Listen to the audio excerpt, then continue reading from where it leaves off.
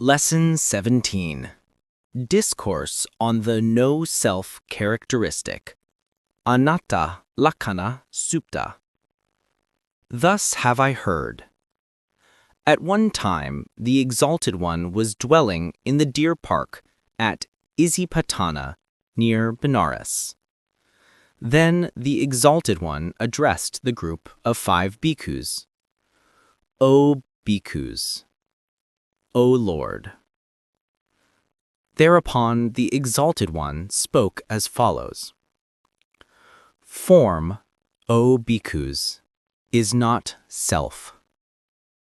If form, O bhikkhus, were self, then form would not lead to sickness, and one could say of form, may my form be thus, may my form not be thus. But indeed, O bhikkhus, since form is not self, therefore form leads to sickness, and one cannot say of form, may my form be thus, may my form not be thus. Feeling is not self. In like manner, perception, mental activities, and consciousness are not self. Now what think ye, O bhikkhus? Is form permanent or impermanent? Impermanent, O Lord. What is impermanent? Is it happy or painful? Painful, O Lord. Then what is impermanent, painful, unstable? Is it proper to regard it as, this is mine, this am I, this is myself? Indeed, not that, O Lord. Similarly, O bhikkhus, feelings, perception, mental activities, and consciousness are impermanent and painful. Is it proper to regard those which are impermanent, painful, unstable, as this is mine, this am I, this is myself? Indeed, not that, O Lord. Then, O bhikkhus, all form, whether past, present, or future, internal or external, coarse or subtle, low or high, far or near, should be regarded with proper wisdom as it really is. This is not mine. This am I not. This is not myself. All feelings, perception, mental activities, and consciousness should be so regarded. Seeing thus, O bhikkhus, the well-taught Aryan disciple feels disgust for form, for feelings, for perception, for mental activities, and for consciousness. So feeling disgust, he becomes passion-free. In his freedom from passion, he is emancipated. Being emancipated, then arises the knowledge, emancipated am I, and he knows, destroyed is birth, lived is the holy life. What should be done is done. There is no more of this becoming again. Thus spoke the Exalted One. The group of 5 bhikkhus were delighted and welcomed what the Exalted One had said. Moreover, as the discourse was being expounded, the minds of the 5 bhikkhus were freed from defilements without grasping. Samyutta Nikaya 3, the Middle 50.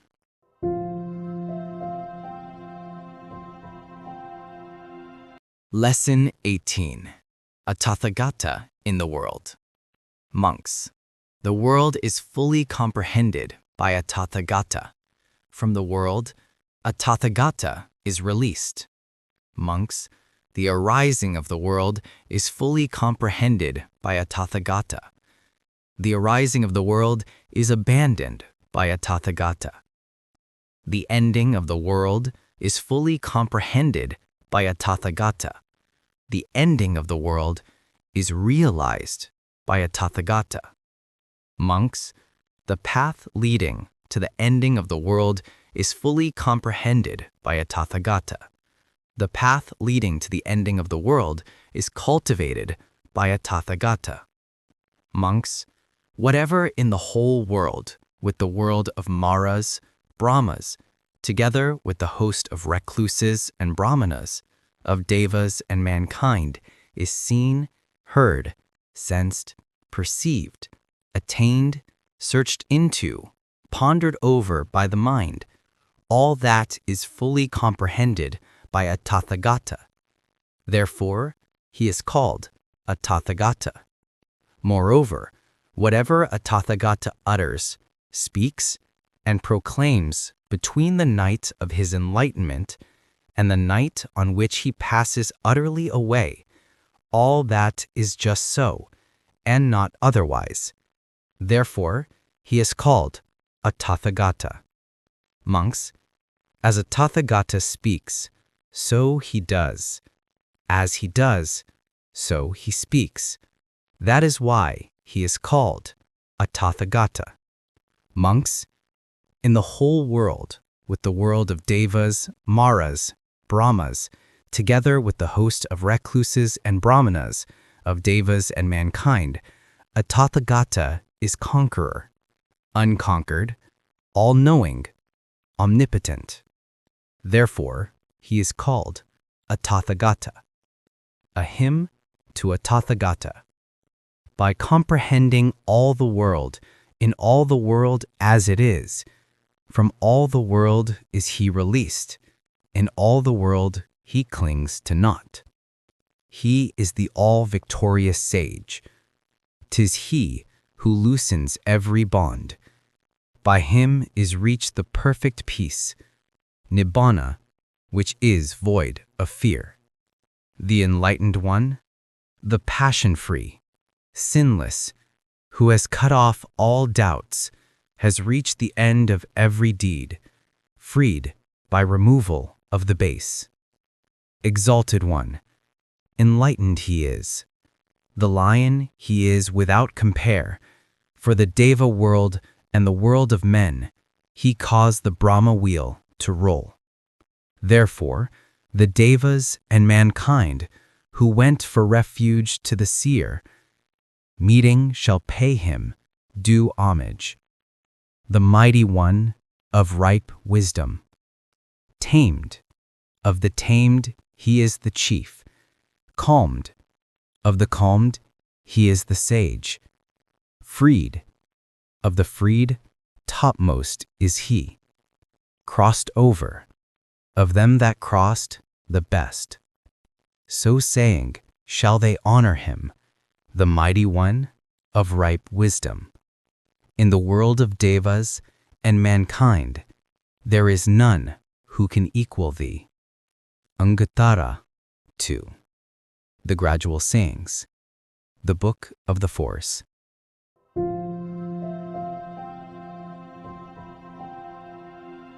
Extra Lesson 1, Book 2, Yuvanjana Jataka.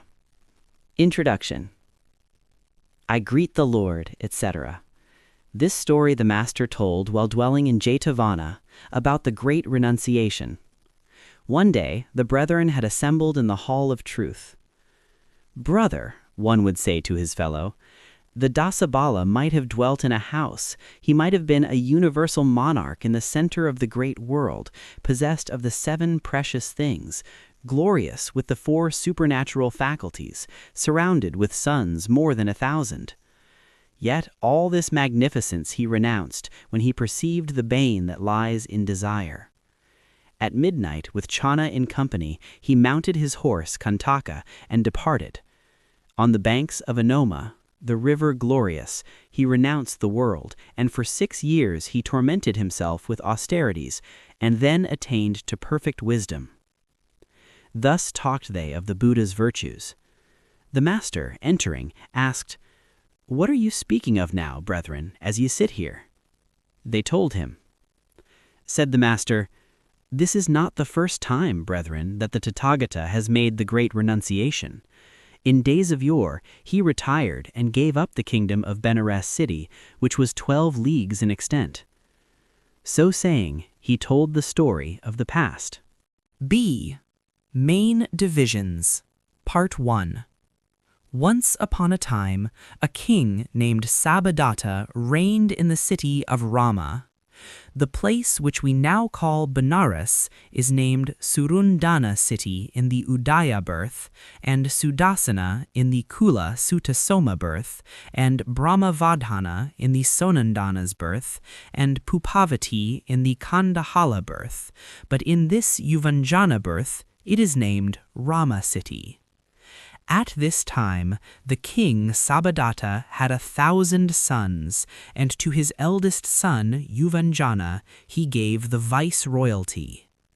One day, early in the morning, he mounted his splendid chariot, and in great pomp went to disport himself in the park.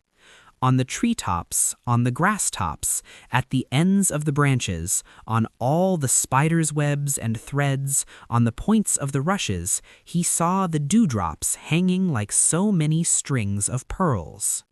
"Friend charioteer," quoth he, "what is this?" "This, my lord," he replied, "is what falls in the cold weather, and they call it dew." The prince took his pleasure in the park for a portion of the day. In the evening, as he was returning home, he could see none of it. "Friend charioteer," said he, "where are the dewdrops? I do not see them now." "My lord," said the other, "as the sun rises higher, they all melt and sink into the ground." On hearing this, the prince was distressed and said, "The life of us living beings is fashioned like dewdrops on the grass. I must be rid of the oppression of disease, old age, and death. I must take leave of my parents and renounce the world." So, because of the dewdrops, he perceived the 3 modes of existence as it were in a blazing fire. When he came home, he went into the presence of his father in his magnificent hall of judgment, and, greeting his father, he stood on one side and repeated the first stanza, asking his leave to renounce the world. "I greet the lord of charioteers with friends and courtiers by. The world, O king, I would renounce, let not my lord deny." Then the king repeated the second stanza, dissuading him. "If aught thou crave, Yuvanjana, I will fulfill it quite. If any hurt thee, I protect, be thou no eremite." Hearing this, the prince recited the third stanza. "No man there is that does me harm, my wishes nothing lack, but I would seek a refuge where old age makes no attack." Part 2. By way of explaining this matter, the master uttered a half stanza. The son speaks to his father thus, the father to his son. The remaining half stanza was uttered by the king. "Leave not the world, O prince, so cry townsfolk every one." The prince again repeated this stanza. "O do not from the unworldly life, great monarch, make me stay, lest I, intoxicated with lusts, to age become a prey." This said, the king hesitated. Then the mother was told. "Your son, my lady, is asking his father's leave to renounce the world." "What do you say?" she asked. It took her breath away. Seated in her litter of gold, she went swiftly to the hall of judgment, and, repeating the 6th stanza, asked, "I beg thee, it is I, my dear, and I would make thee stay. Long wish I thee, my son, to see, O do not go away." On hearing this, the prince repeated the 7th stanza. "Like as the dew upon the grass, when the sun rises hot, so is the life of mortal men, O mother, stay me not." When he had said this, she begged him again and again to the same effect. Then the great being addressed his father in the 8th stanza. Let those that bear this litter lift, let not my mother stay me, mighty king, from entering upon my holy way. When the king heard his son's words, he said, Go, lady, in your litter back to our palace of perennial delight. At his words, her feet failed her, and surrounded by her company of women, she departed and entered the palace, and stood looking towards the hall of judgment, and wondering what news of her son. After his mother's departure, the Bodhisattva again asked leave of his father. The king could not refuse him, and said, Have thy will then, dear son, and renounce the world. When this consent was gained, the Bodhisattva's youngest brother, Prince Yudhishthira, greeted his father and likewise asked leave to follow the religious life, and the king consented.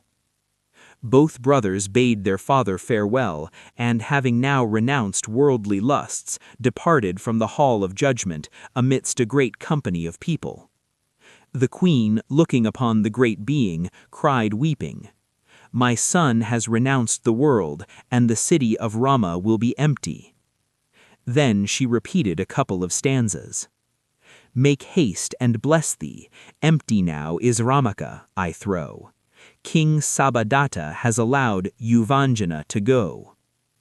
The eldest of 1,000 he, like gold to look upon, this mighty prince has left the world, the yellow robe to don. The Bodhisattva did not at once embrace the religious life.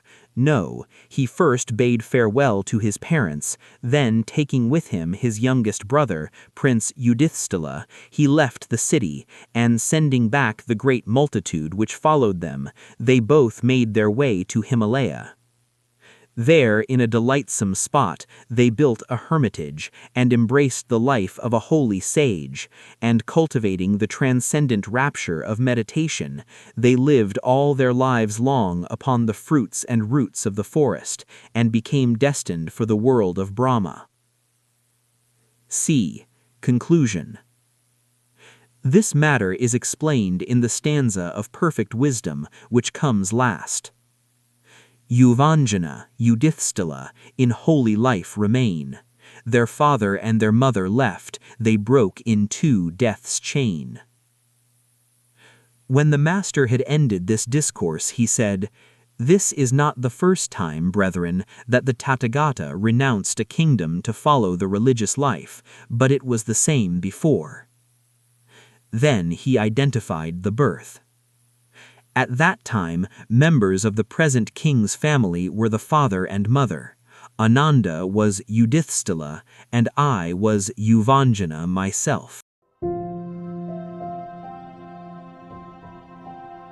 Cảm ơn các bạn đã theo dõi kênh của mình. Đừng quên ấn nút đăng ký, thích, bình luận và chia sẻ video với mọi người nhé.